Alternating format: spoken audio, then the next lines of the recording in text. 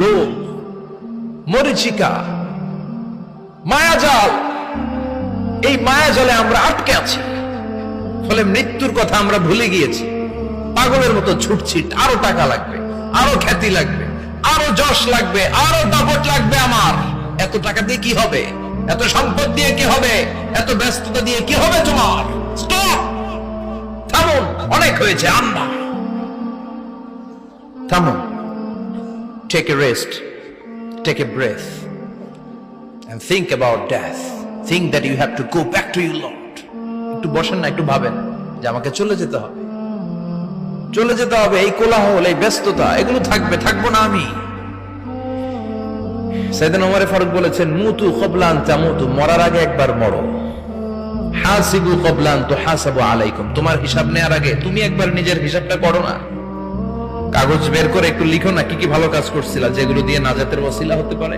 1 2 3, আর কি কি আকাম কুকাম করছো দেখো না, লিখে দেখো তোমার অবস্থাটা কি। মরার আগে একবার মরো। মরার আগে খাটের মধ্যে শুয়ে শটান করে চোখ বন্ধ করে একবার মরার ভান করে দেখেন কেমন লাগে। চোখটা বন্ধ করেন আর ভাবেন আপনি নাই, কি কি হতে পারে ভাবেন।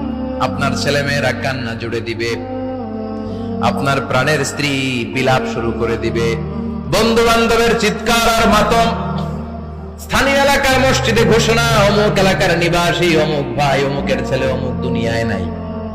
সব আত্মীয়রা চলে আসবে, ফেসবুকে স্ট্যাটাস দেয়া হবে, সবাই সবাইকে জানাবে বিকাল 4টায় অমুক হাই স্কুল ময়দানে আপনার জানাজা।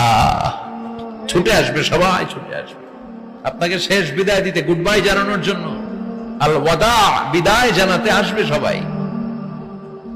4 তাকবীর দিয়ে আপনার জানাজা হবে, অশ্রুসিক্ত জানাজায় আপনার বিদায় হবে। কাঠের খাটিয়ার মধ্যে করে কাঁধে তুলে আপনারে কবরে নেওয়া হবে। আগে থেকে খুঁড়ে রাখা কবরটার মধ্যে আপনারে বিছিয়ে দেয়া হবে। বাঁশের কচি দিয়ে তার উপরে মাটির চাপা দিয়ে সব চলে যাবে। ভাবেন না একবার চোখ বন্ধ করে, this is the circle of life, this is the nature of life. এটা সবার হবে, আমার হবে, আপনার হবে। এত মায়া, এত ভালোবাসা কই যাবে? কেউ থাকবে না, সবাই আপনার অন্ধকার কবরে রেখে দিয়ে চলে আসবে।